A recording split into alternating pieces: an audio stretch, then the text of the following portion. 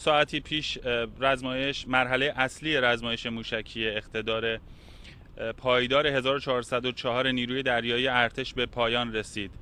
بیان جزئیات عملیات هایی که در این رزمایش ها اتفاق میفته در گزارش خبری به دلیل کمبود زمان امکان پذیر نیست. من میخوام از پهپادی بگم که امروز در رزمایش عملیاتی شد. پهپاد باور 5 در نمایشگاه آرمیای 2024 روسیه در غرفه ایران به عنوان یکی از محصولات صادراتی ایران که به کشورهای مختلف صادر میشه به نمایش در اومد. این پهپاد مجهز به استیکر اپتیکیه که کارایی اون رو به شدت افزایش میده و البته برای مقابله با جنگ الکترونیک دشمن خیلی تاثیرگذار هست. امروز در کنار موشک قادر که من جزئیاتش رو در گزارش به سماع نظرتون رسوندم، موشک کروز نصیر شلیک شد و موشک کروز قدیر که 300 کیلومتر برد داره و سر جنگی شدیدالانفجار داره. این موشک‌های کروز در ارتفاع پایین از سطح دریا، یعنی میتونن تا 3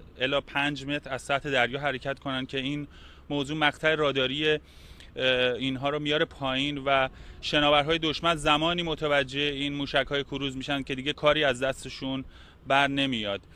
امروز عملیات گسترده مقابله با ریزپرنده ها رو نیروی دریایی ارتش با موفقیت اجرا کرد که عملیات جنگ الکترونیک بود.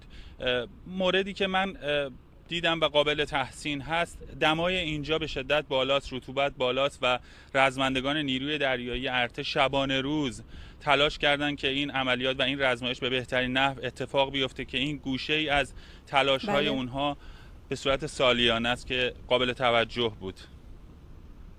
بله، خیلی ممنونم.